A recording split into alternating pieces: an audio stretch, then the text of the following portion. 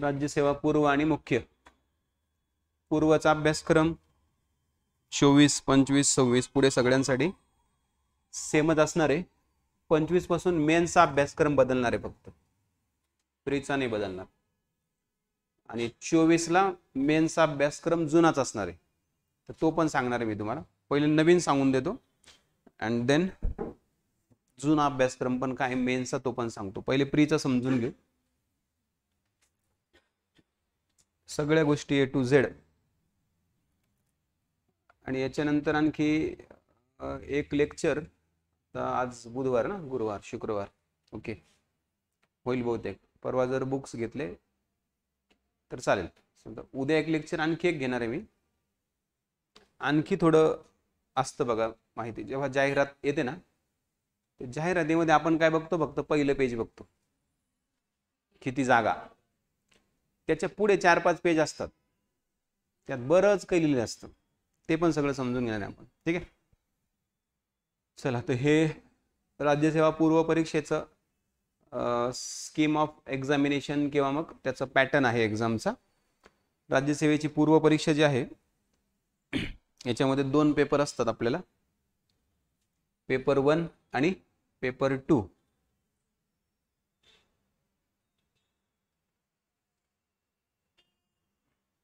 आणि दोन्ही पेपर आपल्याला एकाच दिवशी सेम डे द्यावे लागतात.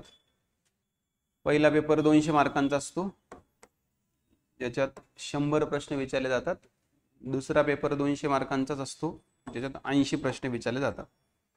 हा पण पेपर MCQs वाला आहेत. हा पण पेपर MCQs तिकडे आहे, ते ऑब्जेक्टिव्ह टाईप. दोन्ही पण पेपर 2-2 तासांचा वेळ असतो. हा पेपर असतो सकाळी 10 ते 12 ह्या वेळेमध्ये, आणि हा पेपर असतो दुपारी 3 ते 5. ठीक आहे, मध्ये 3 तास आरामशीर तुम्हाला वेळ असतो आराम बिराम करायला, कळलं ना, रिलॅक्स करायला थोडंसं. पहिले 11 ते 1 होता आणि 3 ते 5 होता, मध्ये 2च तास वेळ होता. ते पहिल्या पेपरचा धक्का मुलं लवकर विसरू शकत नव्हते, त्यामुळे त्या पहिल्या पेपरच्या धक्क्यामध्ये दुसरा पेपर होऊन जायचा. मग भरपूर मुलांनी आयोगाला निवेदन दिलं की आम्हाला मध्ये जरा वेळ द्या सावरायला, कळलं ना, एखादं पोरगं बिरगं गचकायचं नाही तर मध्येच. आयोगाने ठीक आहे 1 तास अजून एक्स्ट्रा घ्या, आराम करा मध्ये चांगलं व्यवस्थित. कुणाचं घर जर कॉलेजच्या बाजूला असेल तर घरी जाऊन या निवांत जेवण बिवण करून. ठीक आहे, त्यासाठी तो वेळ दिलाय, 1 तास आणखी वाढून दिला आपल्याला. दोन्ही पेपर ऑलमोस्ट डिग्री लेवलचेच असतात, म्हणजे डिफिकल्टी लेवल. फक्त याच्यामध्ये टॉपिक 6 आणि टॉपिक 7 जे आहे ना, ते मात्र 10वी-12वीचे लेवलचे असतात. पहिले 5 टॉपिक डिग्री लेवलचे असतात. 5 टॉपिक कुठले ते सांग आता बघायचे आहेत आपल्याला. पहिले 5 टॉपिक, 6वा आणि 7वा टॉपिक. 6वा टॉपिक फक्त 10वीच्या लेवलचा असतो, 7वा टॉपिक 12वीच्या लेवलचा असतो. ठीक आहे, पेपर बायलिंग्युअल असतो, तुम्हाला सगळ्यांना माहिती, मराठी आणि इंग्लिशमध्ये. 2 वर्षापासून म्हणजे 2021 पासून आयोगाने हा पेपर क्वालिफाईंग करून टाकलेला आहे, UPSC सारखा. याचे मार्क्स आता तुमच्या कट ऑफ साठी गृहीत धरले जात नाहीत. याच्यामध्ये तुम्हाला 33% मार्क्स पाहिजे. किती? 33%. 66 मार्क्स घ्यायचे तुम्हाला. किती? 66 मार्क्स जर तुम्हाला याच्यात पडले तर मग तुमच्या पहिल्या पेपरमध्ये पडलेल्या मार्क्सच्या आधारे तुम्ही जर कट ऑफ क्लिअर करत असणार तर तुम्ही मेन्सला क्वालिफाय होणार, अदरवाईज नाही. ठीक आहे, तर 33% मार्क्सची अट लक्षात ठेवा. सेम हाच पॅटर्न UPSC ला सुद्धा फॉलो केला जातो. UPSC ची प्री पण अशीच असते, फक्त हा जो सिलेबस आहे हा टोटली NCERTचा असतो, आपला सिलेबस मात्र स्टेट बोर्डचा असतो. ठीक आहे, एवढाच फरक आहे, बाकी सगळं पॅटर्न सेम आहे. आणि थोडंसं CSAT मध्ये थोडासा बदल आहे, तो पण सांगतो मी तुम्हाला काय बदल आहे UPSC साठी. ठीक आहे, दोन्ही पेपरला निगेटिव्ह मार्किंग असते, दोन्ही पेपरला. फक्त पेपर 2 जो आहे ना, दुसरा पेपर जो आहे ना, तर दुसऱ्या पेपरमध्ये 5 प्रश्न ह्या घटकावर असतात, डिसिजन मेकिंग आणि प्रॉब्लेम सॉल्व्हिंग. निर्णय क्षमता आणि समस्या निराकरण नावाचा एक मुद्दा असतो, ज्याच्यावर 5 प्रश्न येतात, त्याला निगेटिव्ह मार्किंग नसते. इनफॅक्ट त्या 5 प्रश्नांचे जे पर्याय असतात ना, प्रत्येक प्रश्नाचे, त्या प्रत्येक प्रश्नाच्या पर्यायाला 4 पैकी 3 पर्यायाला मार्क असतात, 2.5, 2, 1.5 किंवा 2, 1.5 आणि 1 ह्या प्रमाणामध्ये मार्क असे डिस्ट्रीब्यूट केलेले असतात की 5 प्रश्नांचे मॅक्सिमम मार्क मिळून 12.5 होतील. असे डिस्ट्रीब्यूट केलेले असतात. किती? 12.5. 5 प्रश्नांचे मॅक्सिमम मार्क मिळून. ठीक आहे. बाकी सगळ्यांना निगेटिव्ह मार्किंग आहे. प्रत्येक चुकीच्या उत्तरासाठी 25%, नाहीतर 1/4 मार्क्स जे आहे ते टोटल मार्क्स मधून तुमचे मायनस केले जातील. म्हणजे चुकीला माफी नाहीये, लक्षात ठेवा. ठीक आहे. जर तुम्ही एखाद्या प्रश्नाचं एकापेक्षा जास्त उत्तर दिलं असेल, असं करतात काही काही कार्यकर्ते, त्यांना अरे नाही हे करायचं होतं असं करतात, इकडे 2-4 काळे करून ठेवतात. काहींना वाटतं ते 4 दिलेत ना, 4च्या बाजूला 1 करावं की काय 5वं काळ आणखी. ठीक आहे.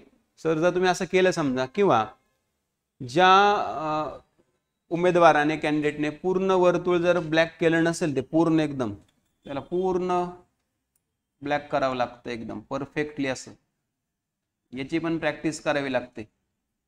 कळलं ना? आणि हे जेव्हा आपण असं इथं जसं बिनधास्त करतो, तसं एक्झामच्या आन्सर शीटवर एवढं बिनधास्त होत नाही, कारण तिकडे हात थरथर कापायला लागतो. अशी मनात भीती असते, बाहेर जाईल का काय, इकडे जाईल का काय, तिकडे जाईल का काय, फाटेल का काय, असं वाटायला लागतं. ठीक आहे. तर ते पण परफेक्ट करणं गरजेचं आहे. अशा प्रश्नाचे उत्तर चुकीचे समजण्यात येऊन त्या प्रश्नाच्या उत्तरासाठी 25% किंवा 1/4 एवढे गुण एकूण गुणांमधून वजा करण्यात येतील. बऱ्याच जणांना पेपरचा कट ऑफ लागला, त्यांनी त्यांचे मार्क मोजले असते त्यांच्या पद्धतीने आणि हे पण काउंट केले असते.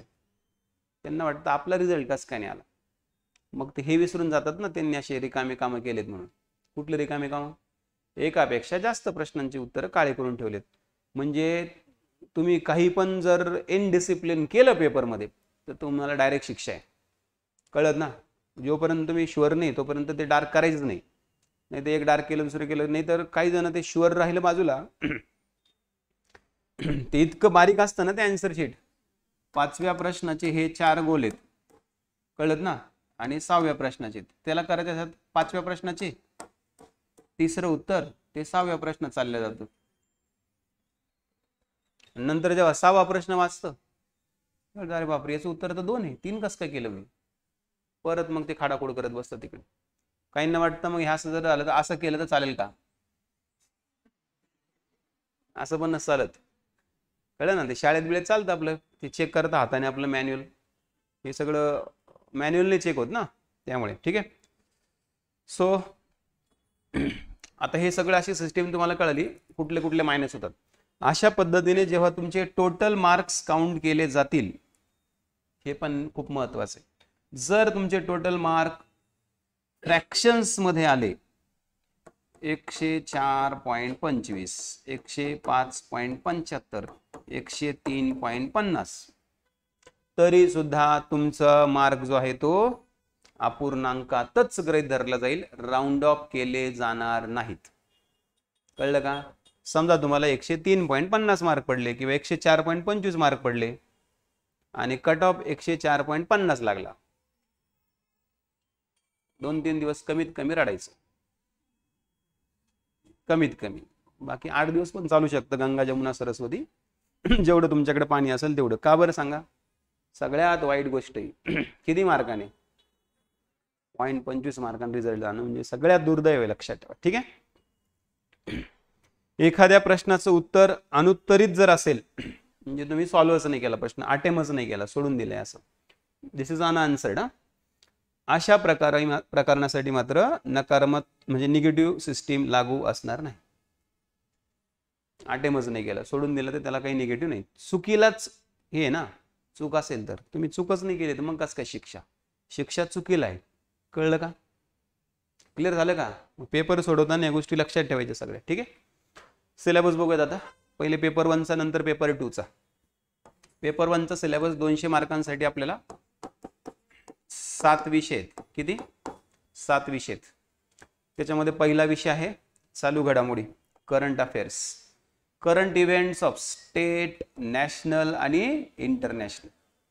तर राज्यसेवेचा जर विचार केला तर नॅशनल आणि इंटरनॅशनल इश्यूजवर जास्त प्रश्न विचारले जातात as compare to combine.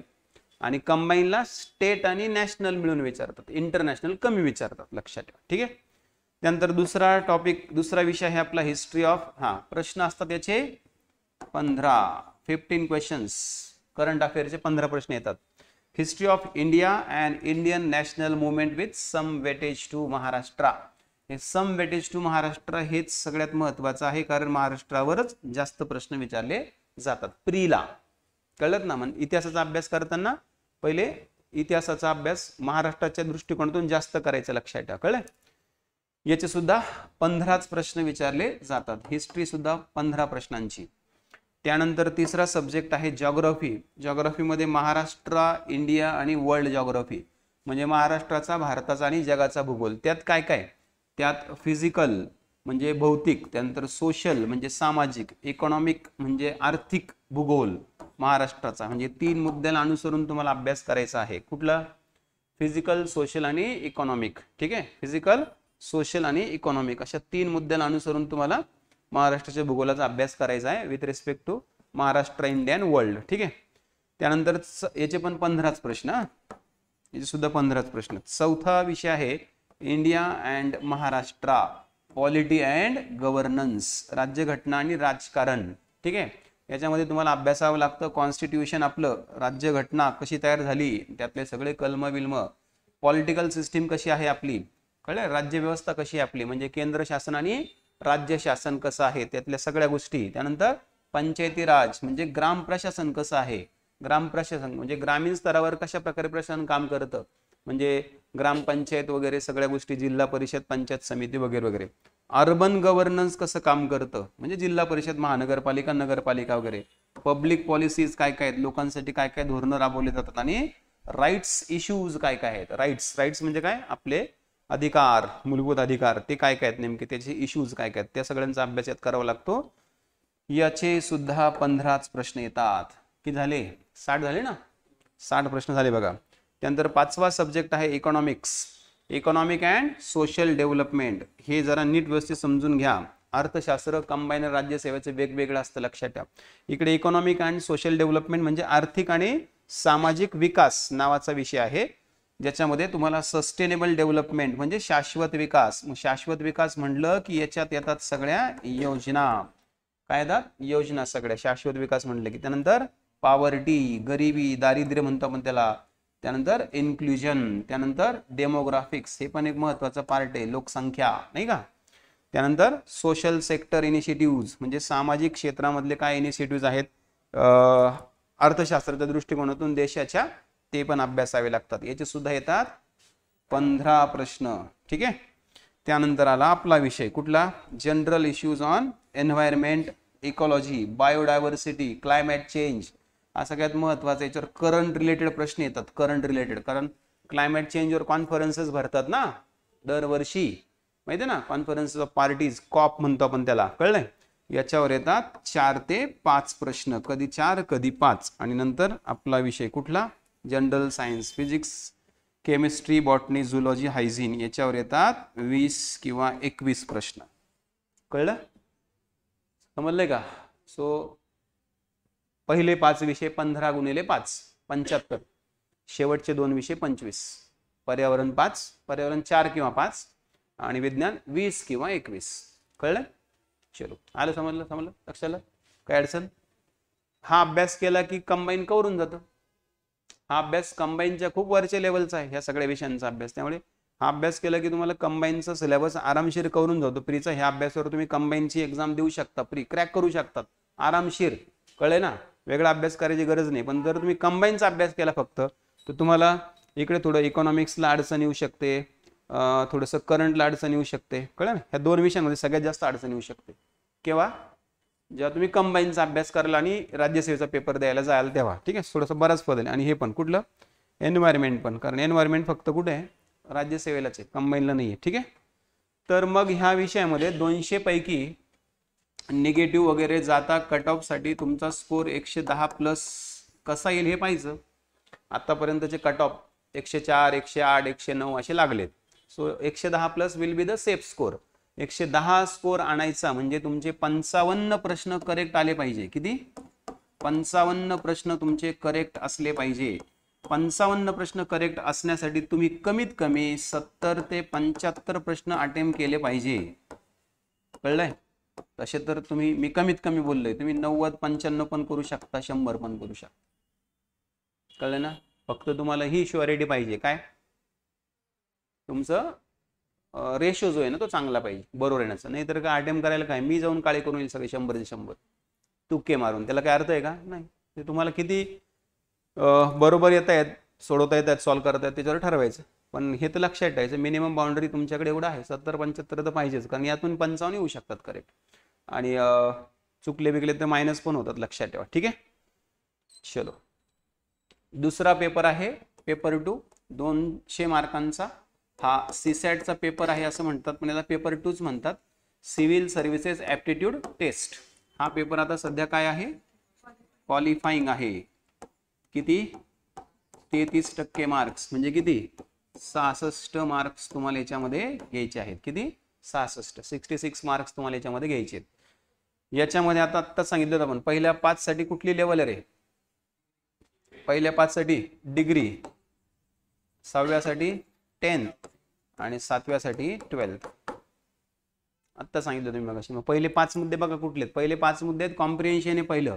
Comprehension म्हणजे पॅसेज, म्हणजे उतार्यावरचे प्रश्न. कळलं ना? 10 पॅसेज येतात आपल्याला. कळली? किती? 10. 10 गुणिले 12.5 म्हणजे 125 मार्काचं तर हेच आहे राष्ट्रीय कार्यक्रम. यात 66 येऊ शकतात, पण ते वेळ पुरत नाही ना पॅसेज सोडवायला, खूप लेंग्दी, खूप डिफिकल्ट असतात, काही ताळमेळ लागत नाही. यातले 2 कमीत कमी किंवा 3 पॅसेज सायन्सचे असतात. 2 तर कंपल्सरी असतात, कधी कधी 3 पण असतात सायन्सचे पॅसेज. सायन्सच्या पॅसेजसाठी वेगळा अभ्यास करायची गरज नाही, आपण जे शिकतो त्यावरच पॅसेज असतात. एखादा पॅसेज समजा साऊंडवर आहे, एखादा लाईटवर आहे, एखादा लेन्सेसवर आहे, एखादा ग्रॅव्हिटेशनवर आहे, एखादा प्लांटच्या रिप्रोडक्शनवर आहे, एखादा ॲनिमलच्या रिप्रोडक्शनवर, एखादा हार्मोन्सवर आहे, एखादा न्यूट्रियंट्सवर आहे, एखादा प्लांटच्या मिनरल्सवर आहे. कळलं ना? एखादा ॲटॉमिक थेरीजवर आहे, एखादा पिरियडिक क्लासिफिकेशनवर आहे. कुठल्याही सायन्सच्या टॉपिकवर पॅसेज असू शकतो, लक्षात ठेवा. तर त्यातले तुम्हाला पर पॅसेज 5-5 प्रश्न येतात, लक्षात ठेवा. ठीक आहे, 5 प्रश्न म्हणजे 12.5 मार्क असं लिहिलंय मी त्या. इकडे 80 प्रश्न आणि 200 मार्क असतात, त्याच्यामुळे एक प्रश्न 2.5 मार्काचा असतो. तिकडे एक प्रश्न 2 मार्काचा असतो. कळलं का आता? नाही तर परत प्रश्न 12.5 कुठून आले? काही ना ते प्रश्न 12.5 कसं काय लिहिले मी तिकडे. ठीक आहे. नंतर आहे interpersonal skills including communication skills. याच्यामध्ये सुद्धा काही थोडेसे, आपण ज्याला जनरली कॉमनली मॅथमॅटिक्सच म्हणतो, पण तो थोडासा इंग्लिश कॉम्प्रिहेन्शनचा पार्ट असतो. कशाचा? इंग्लिश कॉम्प्रिहेन्शनचा. त्यावर काही प्रश्न असतात, 2, 3, 4 प्रश्न त्यावर येऊ शकतात मिनिमम. त्यानंतर लॉजिकल रिझनिंग आणि ॲनालिटिकल ॲबिलिटी. त्यानंतर डिसिजन मेकिंग आणि प्रॉब्लेम सॉल्विंग. हे सगळ्यात पहिले सॉल्व करायचं रे. 5 प्रश्न आणि 12.5 मार्क्स. का बरं पहिले सॉल्व करायचं सांगा? याला नो निगेटिव्ह मार्किंग. याला निगेटिव्ह मार्किंग नसते. याला कशाला? प्रॉब्लेम सॉल्विंग, डिसिजन मेकिंगला. हे 2-4 प्रश्न, हे 2-4 प्रश्न. त्यानंतर जनरल मेंटल ॲबिलिटीचे 2-4 प्रश्न. ठीक आहे. हे आता किती झाले? हे 10 गुणिले 12.5 याच्यावर प्रश्न किती येतात माहिती आहे ना? 50 प्रश्न इकडे येतात. राहिले किती सांगा बरं? 30च प्रश्न. म्हणजे हे सगळ्या 30 पैकी हे 5 गेले, 25च प्रश्न. म्हणजे याच्यावर याच्यावर याच्यावर याच्यावर आणि याच्यावर किती? 25 प्रश्न सगळे मिळून. मग 2-4 प्रश्न येतात, काही याच्यावर 5-6 येतात, ते सगळे मिळून 25 होतात सगळे. काय ना? ओव्हरऑल बेसिक न्यूमरसी म्हणजे बेसिक मॅथ, म्हणजे मल्टिप्लिकेशन, डिव्हिजन, सबट्रॅक्शन, ॲडिशन वगैरे त्याच्याशी रिलेटेड काही महत्त्वाचे प्रश्न. ठीक आहे. जवळपास 11वी 10वीच्या लेवलचे समजा. आणि शेवटचं आहे मराठी आणि English language comprehension skills. Marathi आणि इंग्लिश म्हणजे सेपरेट प्रश्न येतात. मराठी आणि इंग्लिशचे सेपरेट पॅसेज असतात छोटे छोटे, त्याच्यावरचे प्रश्न येतात आपल्याला.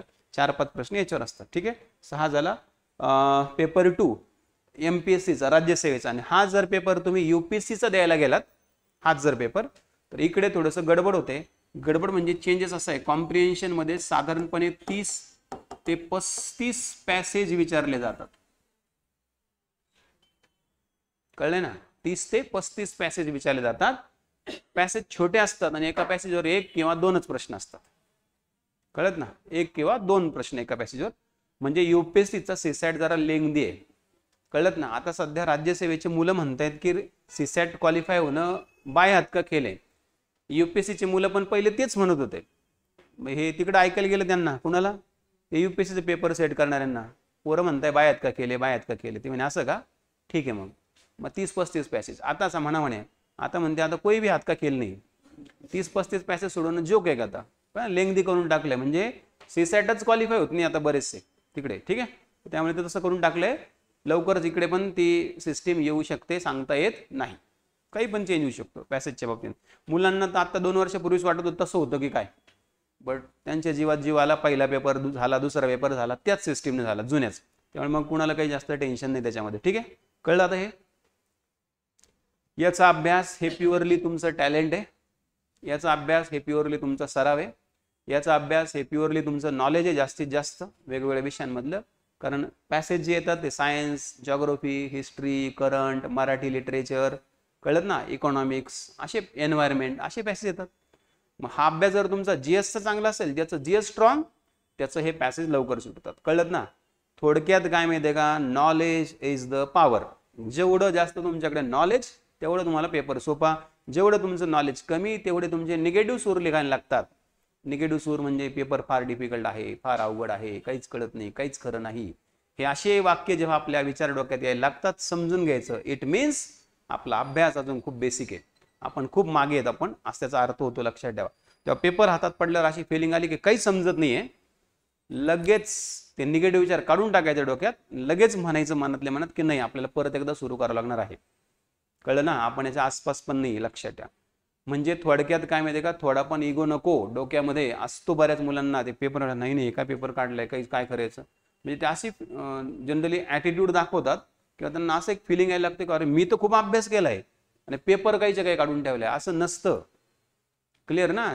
रिझल्ट येतोच ना मुलांचा. मग याचा अर्थ आपण कमी पडतोय ना. मग ती फिलिंग नको यायला आपल्या डोक्यामध्ये, पेपर काहीच्या काही काढून ठेवलं नाही. आपण ज्याला काहीच्या काही म्हणतोय, ज्यात आपला रिझल्ट नाही येते, असं तर होणार नाहीये की आयोगाला लगेच कट ऑफ 2 आणि 5 मार्कावर आणावं लागणार आहे मुलांना क्वालिफाय करायला. असं तर होत नाही ना. कट ऑफ तर लागतोच ना, 100च्या वरच लागतो ना कट ऑफ. काहीच्या काही पेपर काढले तर कट ऑफ मग 30 आणि 40 लागायला पाहिजे होता. असं होतंय का, नाही. म्हणजे काही मुलं तर होत आहेत ना त्याला क्वालिफाय. मग ते आपल्या लक्षात ठेवायचं, ठीक आहे. हे झालं प्रीचं. आता जाऊयात मेन्सकडे, मुख्य परीक्षा. आता नवीन पॅटर्न सांगतोय. हा नवीन पॅटर्न आहे, जुना पॅटर्न नंतर सांगतो. हा राज्यसेवा मुख्य परीक्षेचा नवीन पॅटर्न आहे आणि याच्यामध्ये टेक्निकल सर्व्हिसेसचं काहीच नाही. टेक्निकल सर्व्हिसेसचं नंतर सांगेल वाटल्यास, जर लागलं तुम्हाला तर, नाही तर नाही. कारण टेक्निकल सर्व्हिसेसचा सिलेबस सगळा मेन्सचा त्यांचा आहे. कुठला, टेक्निकलचा. इंजिनिअरिंगवाल्यांसाठी इंजिनिअरिंगसाठी, फॉरेस्टचा सेपरेट आहे, फॉरेस्टचा सिलेबस आणखी वेगळा, रायटिंगसाठी कळलं ना. ॲग्रीचा पण ॲग्रीसाठी सेपरेट आहे, त्यांचा सिलेबस. हा कॉमन आपला आधीपासूनचा सिलेबस आहे. हा सिलेबस राज्यसेवा mains is equal to UPSC mains. Clear. एकच आहे दोन्ही पण, ठीक आहे. पहिले स्कीम ऑफ एक्झामिनेशन ठरवून समजून घ्या. रिटन एक्झामिनेशन आहे, लेखी परीक्षा आहे. किती मार्कांची रे, 1750 मार्कांची. कळले ना. प्रश्न याच्यात पेपर आहे 9 पेपर द्यायचे तुम्हाला. किती, 9 पेपर 1750 मार्कांसाठी. मुलाखत आहे तुमची, इंटरव्ह्यू आणि पर्सनॅलिटी टेस्ट, व्यक्तिमत्व चाचणी. किती, 275 मार्क्स. टोटल मार्क्स किती आहेत मग, 2025. 2025 मार्कांपैकी साधारणपणे 950, 1000, 980, 1025, 1050, जास्तीत जास्त 1100 मार्क घेणारा विद्यार्थी भारतातून टॉपर असतो आणि तो IAS झालेला असतो. कळलंय का. किती पर्सेंट, 50% फक्त. किती, 50%. अराउंड 50% मार्क्स UPSC मध्ये टॉपर घडून आणतात. लक्षात ठेवा. IAS IPS होणारे मुलं, ठीक आहे. कळलंय. ह्याच्यामध्ये आता पेपर कोणकोणते ते समजून घेतो. कळत ना. 9 पेपर द्यायचे ना टोटल आपल्याला. किती, 9 पेपर टोटल द्यायचे आपल्याला. तर त्यापैकी पहिला जो पेपर आहे पेपर 1, ज्याच्यामध्ये आहे विषय मराठी, 300 मार्कांचा आहे. मॅट्रिक्युलेशन म्हणजे 10वीच्याच याच्यावर, त्याची डिफिकल्टी लेवल 10वीची आहे. मीडियम पण मराठीच आहे. 3 तासांसाठी वेळ आहे लिहिण्यासाठी. काय त्याच्यात ते पण सांगतो मला. पेपर 2 हा इंग्लिशचा आहे, 300 मार्कांचा. मॅट्रिक्युलेशन म्हणजे 10वीच्याच लेवलचा लँग्वेज आपली इंग्लिश असणार आहे आणि 3 तासांचे वेळ आहे. हे दोन्ही पेपर म्हणजे मराठी आणि इंग्लिश दोन्ही पेपर क्वालिफाईंग आहेत रे. किती मार्क? फक्त 25%. म्हणजे इसमें लेने के है 75, इसमें लेने के है 75. 75 मार्क्स घ्यायचे तुम्हाला याच्यामध्ये. किती? 75. क्लिअर का? जर तुम्ही यूपीएससीची मेन्स देत असणार, तर इथे मात्र तुम्हाला लँग्वेज चूज करावी लागते. कळलं ना? इथे लँग्वेज निवडावी लागते तुम्हाला, कारण यूपीएससीचे पेपर जो आहे ते वेगवेगळ्या राज्यातले मुलं देतात ना, मग प्रत्येकासाठी त्यांच्या राज्यांसाठी लँग्वेज आहे इकडे. कळलं ना? त्यांच्या राज्यांची लँग्वेज मराठी आहे, तमिळ आहे, कन्नड आहे, तेलुगू आहे, गुजराती आहे, बेंगॉली आहे, सगळ्याच भाषा आहेत. हिंदी पण आहे, इंग्लिश पण निवडू शकतात. आणि आपल्यासाठी काय? मराठी. कळलं? सो ते डिपेंड्स. तुम्ही आता आणि राज्यसेवा म्हटलं की ते फक्त मराठीच, इथे दुसरी लँग्वेज नाही, आणि हे इंग्लिशच कंपल्सरी. कळलं? आता त्याच्यात काय काय ते पण आपण बघूयात पुढे. पहिले पेपर समजून घेऊयात आपण. ठीक आहे? हे झाले पहिले 2 पेपर. हा, कळलेत का? क्वालिफाईंग. हा, तुम्ही इकडे भरपूर ऍडिशनल लावून पेपर लिहून आले असणार आहे, पुरवणे घेऊन सप्लिमेंट इकडं है ना. एवढा मोठा गठ्ठा प्रत्येक पेपरला देऊन येता तुम्ही. पण जर समजा तुम्हाला ह्या पेपरमध्ये 100 मार्क पडले आणि ह्या पेपरमध्ये 74 मार्क पडले, ते परत एकदा चेक करतील जास्तीत जास्त, रिपीट सांगता येत नाही. आणि जर त्यांना कन्फर्म झालं की 74च्या वर जातच नाही, 74 पण मोठ्या मुश्किलने दिले वाढून कळलं ना, नाही तर 70 झाले असते, मग हे सगळं तुमचं बोऱ्या बिस्तर उचलता रद्दीमध्ये टाकून देता. याच्याकडे पाहिलं पण जात नाही तुम्ही इकडे काय काय दिवे लावले. समजलं ना? हे महत्वाचं आहे पहिलं, सगळ्यात पहिलं महत्वाचा अडथळा आहे लक्षात. ठीक आहे? बाकीचे 7 पेपर कुठले कुठले आहेत बघा. आता पेपर 3 हा एसेचा पेपर आहे, निबंधाचा पेपर आहे, निबंध एसे याच्यामध्ये. ठीक आहे? सिलेबस आहे ना पुढे?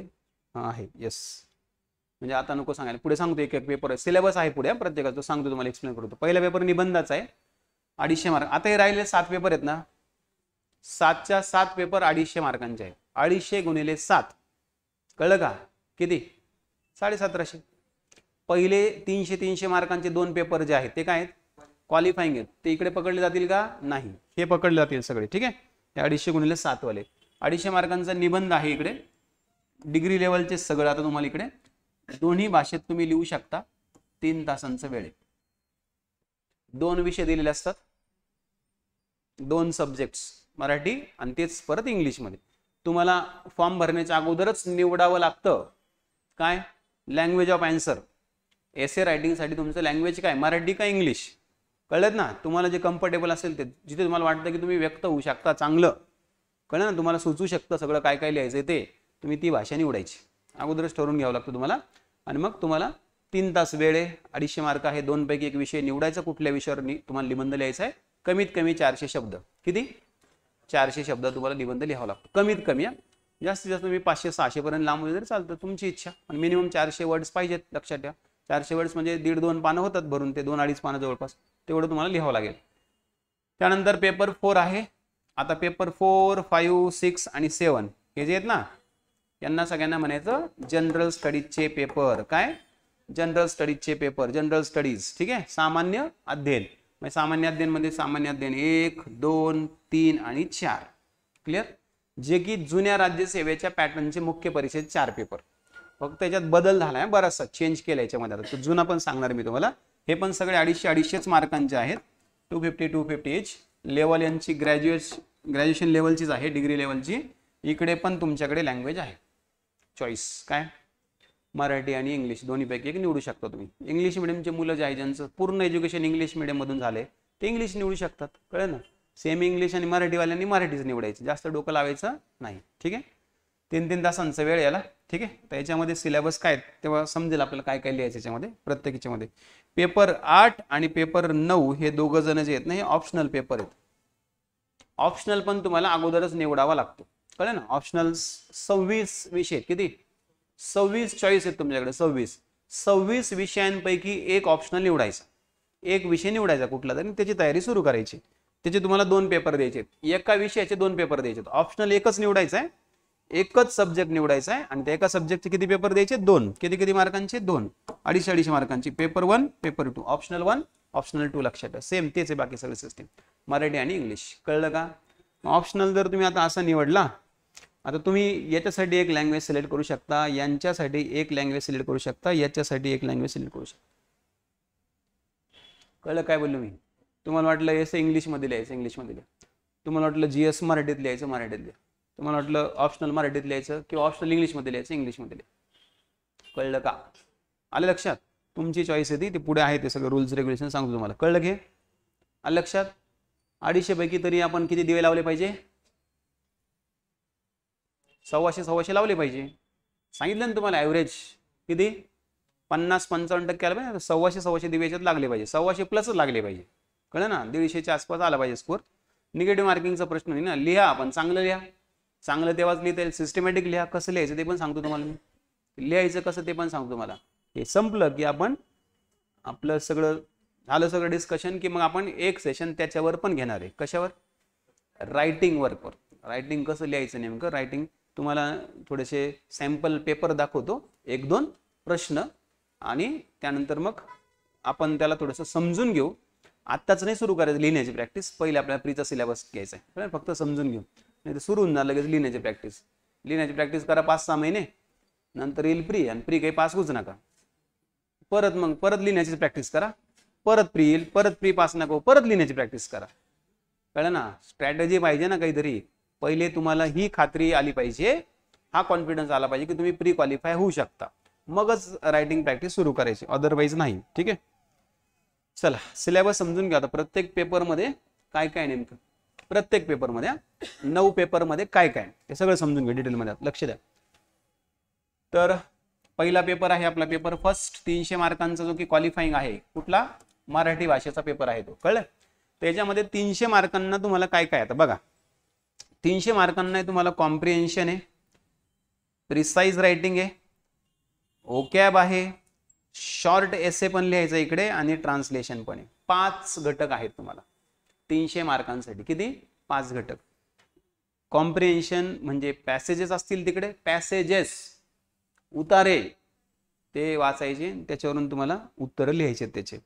प्रिसाइज रायटिंग आहे, 1/3 सारांश. 1/3 सारांश म्हणजे तिकडे एखादं दिलं असणार, एक्सप्लेन केलं असणार, काही एखादा इश्यू, एखादा विषय तुम्हाला तो वाचायचा, समजून घ्यायचा. 100 ओळी जर असतील तर तुम्हाला तुमच्या भाषेत त्याला 30-35 ओळीमध्ये लिहायचं आहे. त्याला कट करून नाही लिहायचंय, काटछाट करून. 3 ओळी, 1 ओळ लिहिल्या 3 गायब, परत 2 लिहिल्या 5 गायब, परत 3 लिहिल्या 2 गायब, असं करत करत झाल्या 100च्या 30 ओळी झाल्या, झालं सारांश. असं करायचं नाही, ते 10वी-12वीला चालतं ते. कळलं ना? इकडे नाही चालत ते, लक्षात ठेवा. त्यानंतर युसेज ऑफ वोकॅब. तुमच्याकडे शब्दसंग्रह चांगला पाहिजे, लक्षात ठेवा. शब्दसंग्रह इंग्रजीवाला सगळा. त्यानंतर शॉर्ट एसेज, छोटे छोटे निबंध, याच्यावर लिहा. तुम्हाला काय वाटतं आता, उत्तर काशीमध्ये जे बोगद्यात कर्मचारी अडकले होते, कळलं ना, तर त्यांच्या सुटकेसाठी जे काही व्यवस्था करण्यात आली होती, कळलं ना, इकडून तिकडून मदत मागवण्यात आली होती, मग ते जे वापरले होते ड्रिल मशीन्स वगैरे वगैरे, त्याच्याबद्दल काय वाटतं तुम्हाला? ती टेक्नॉलॉजी उपयुक्त आहे का? भविष्यात जर असं काही झालं पुढे तर मग त्याच्यामध्ये काय करता येईल आणखी सुधारणा? असं होऊ नये त्यासाठी काय करता येईल लिहा.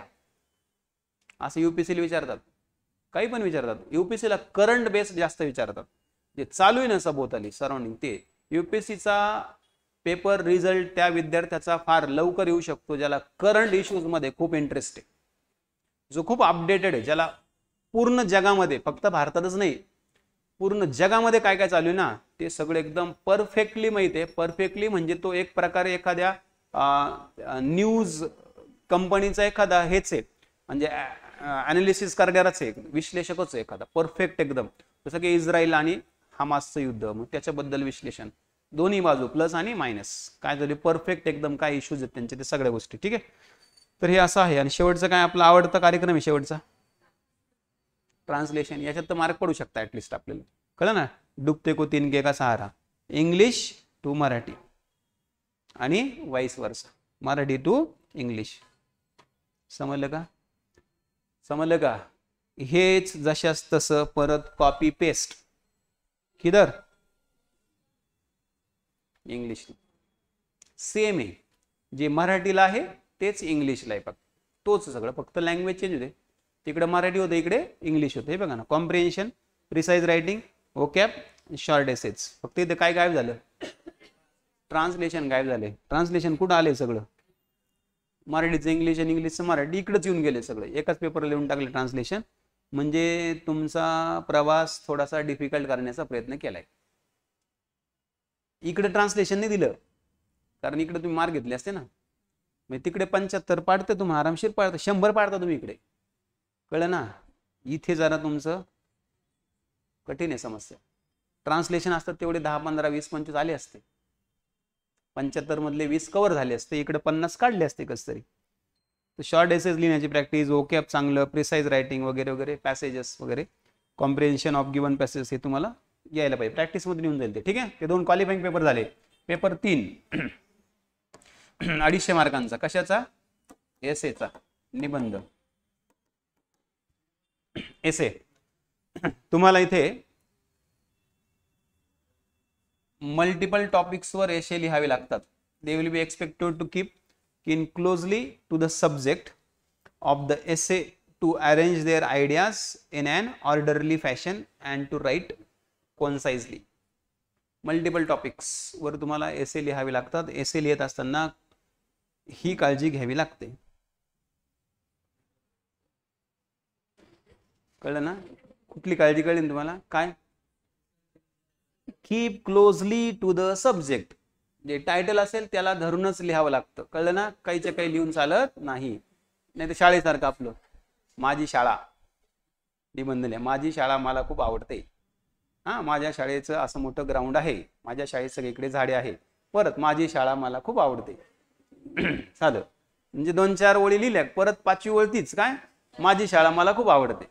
म्हणजे पूर्ण जर 50-50 ओळींचा निबंध लिहिलाय, त्याच्यामध्ये 30 ओळी माझी शाळा मला खूप आवडते हेच असतं. असं नको, विषयाला धरून पाहिजे. आयडियाज तुमच्या प्रॉपरली आहे. काही नाही रे, it is just a matter of practice. सराव पाहिजे फक्त तुमचा. तुम्हाला तुमच्याकडे एक्सप्रेस करण्याची ॲबिलिटी पाहिजे स्वतः. ठीक आहे. हे दुसरं कोणी आणू शकत नाही. आता जीएसचे पेपर बघू बाकीचे. कळत ना? 3 पेपर झाले. किती? 3. आता बाकीचे 4 पेपर जीएसचे आणि नंतर ऑप्शनल. GS1 काय आहे? GS1 आहे Indian heritage and culture, history and geography of the world and society with some weightage to Maharashtra. हे जर काढलं तर वरचा पेपर यूपीसीचा. एवढं वाक्य जर काढलं तर वरचा पेपर यूपीसीचा आहे, लक्षात ठेवा. म्हणजे पहिला पेपर आहे हिस्ट्री आणि जिओग्राफीचा आपल्यासाठी, असं गृहीत धरा. कळलं? यात आता भरपूर एवढा सिलेबस आहे. PDF तुम्हाला देऊन टाकेल, नंतर वाचून घ्या तुम्ही. हे काही मी सांगत बसत नाही आता. कळलं ना? भरपूर याच्यात काय काय सिलेबस याच्यात. Modern Indian history, Indian culture, भरपूर काय काय, हिस्ट्री ऑफ द वर्ल्ड. कळलं ना? Indian society. कळलंय? त्यानंतर पुढचा पेपर आता वर्ल्ड हिस्ट्री पण आहे सगळं. बाबर, हुमायूं, अकबर, सगळे चाचा, मामा, काका, सगळेच कोण कोण आले होते सगळेच भारतावर आक्रमण करायला. जनरल स्टडीज 2, गव्हर्नन्स, प्रशासन, कॉन्स्टिट्यूशन, राज्यघटना, पॉलिटी, सोशल जस्टिस अँड, हे महत्वाचं आहे, international relations with some weightage to Maharashtra. हे कंपल्सरी आहे सगळीकडे, सम वेटेज टू महाराष्ट्र. म्हणजे MPSC ने काय केलं माहिती का? रिटर्नचा सगळा सिलेबस कॉपी पेस्ट केला. कुठला? UPSCचा. आणि फक्त टायटलमध्ये एक वाक्य ऍड करून टाकलं. कुठलं? सम वेटेज टू महाराष्ट्र. संपला विषय. यात आपलं राज्यघटना, म्हणजे प्रीचा बराच सिलेबस याच्यामध्ये आहे. पण प्रीचा तुम्ही अभ्यास कशासाठी केला होता? ऑब्जेक्टिव्ह साठी. आता इकडे कशासाठी करायचं? डिस्क्रिप्टिव्ह साठी. ठीक आहे. चलो, तर हे आहे याचा सिलेबस सगळा डिटेल. भरपूर आहे, खूप मोठा आहे. तिसरा पेपर आहे जनरल स्टडीज 3, 250 मार्कांचा. काय आहे आता? टेक्नॉलॉजी. आ गया अपना विषय, विज्ञान आणि तंत्रज्ञान. इकॉनॉमिक डेव्हलपमेंट, आर्थिक विकास, बायोडायव्हर्सिटी, एन्व्हायरमेंट. पर्यावरण पण आलं रे. पर्यावरण आणि तंत्रज्ञान एकत्रच आहे. प्लस याच्यात काय आणखी? अर्थशास्त्र पण आहे. म्हणजे तंत्रज्ञान, अर्थशास्त्र, त्यानंतर पर्यावरण सगळं मिळून तिसरा पेपर आहे. प्लस त्याच्यामध्ये आणखी नवीन काय केलं माहिती का? सिक्युरिटी. काय? सिक्युरिटी. सिक्युरिटी, सुरक्षा, इंटरनल सिक्युरिटी. कळलं ना? आणि डिझास्टर मॅनेजमेंट हे तर पर्यावरणाचाच पार्ट आहे, एन्व्हायरमेंटचाच पार्ट आहे. एन्व्हायरमेंटमध्ये काय करायचं, डिझास्टर मॅनेजमेंट, बायोडायव्हर्सिटी आणि एन्व्हायरमेंट, जनरल पर्यावरणाचा अभ्यास करायचा with some weightage to Maharashtra. ठीक आहे. नवीन मुद्दा हा आलाय कुठला, सिक्युरिटी. आणि हे जुन्या राज्यसेवेच्या मेन्सला हे नव्हतं, हे होतं फक्त, कळलं ना. डिझास्टर मॅनेजमेंट होतं, टेक्नॉलॉजी होतं आणि इकॉनॉमिक डेव्हलपमेंट होतं, कळलं ना. आपत्ती व्यवस्थापन होतं, ते दोन नव्हते. बायोडायव्हर्सिटी, एन्व्हायरमेंट आणि सिक्युरिटी पण नव्हतं, कळलं ना. सिक्युरिटी म्हणजे ते NSG, कळलं ना. NSG माहिती आहे, नॅशनल सिक्युरिटी गार्ड आणि बाकीचे एजन्सीज आहेत त्यांचा अभ्यास करायचा आपल्याला. ठीक आहे. याच्यातला हा सिलेबस आहे, लक्षात ठेवा. सायन्सच्या सिलेबसवर आपण सेपरेट लेक्चर घेऊ, टेक्नॉलॉजीवर याला डिकोड करू. इथून सुरू झालं सायन्स टेक, विज्ञान तंत्रज्ञान. ठीक आहे.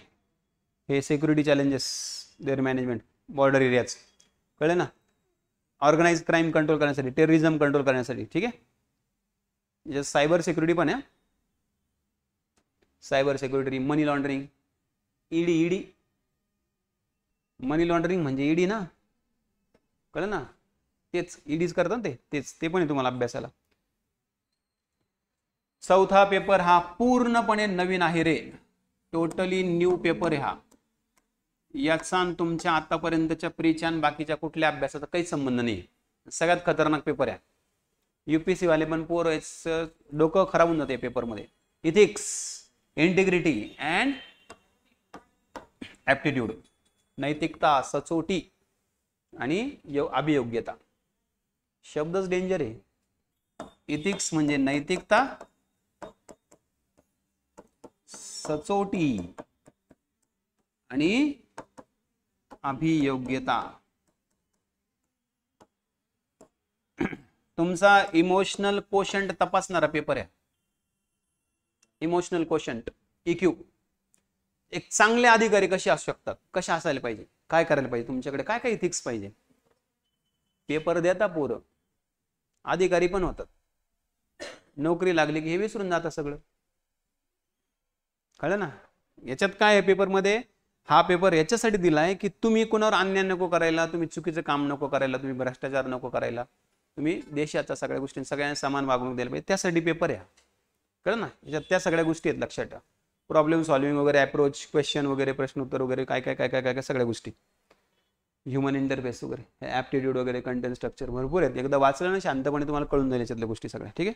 आणि याच्यावर आलेले प्रश्न UPSCचे कोणी कोणी काय काय उत्तर दिले ते थोडंसं तुम्ही वाचलं ना, 2-4 वेळेस रिपीट तुम्हाला कळून जाईल पेपर काय नेमकं.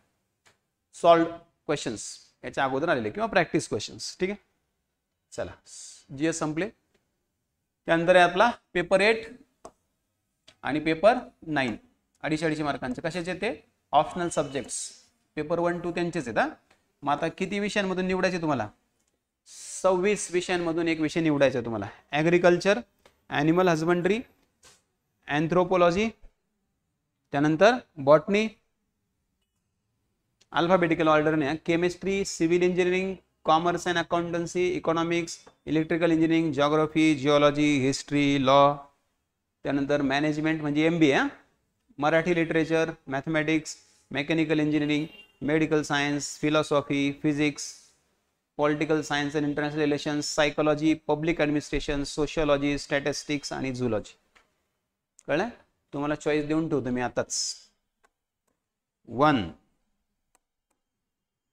2, 3 हे बघा तुमची इच्छा. सायकोलॉजी, कारण खूप मग ते सायकोलॉजीचा अभ्यास करावा लागतो आणि ते सायकोलॉजीचा अभ्यास करून करून तुमची सायकोलॉजी नको बिघडायला. ना, मग तुम्ही ठरवा ते, तुम्ही तेवढे स्ट्रॉंग आहेत का ते सायकोलॉजीचा अभ्यास करेल ते ठरवा. फिलॉसॉफी पण नकोच. ठीक आहे. मॅथमॅटिक्स पण नको, मराठी पण, लिटरेचर नको नको नको नको नको नको, जिओग्राफी, कळलं, इकॉनॉमिक्स पण नको, केमिस्ट्री पण नको. ठीक आहे. बॉटनी पण नको, अँथ्रो करू शकता, अँथ्रो. कळलं. आलं लक्षात. एक चॉईस आहे तुमच्याकडे बघा आता. 1, हां हे पण राहिलं ना, हिस्ट्री. 2,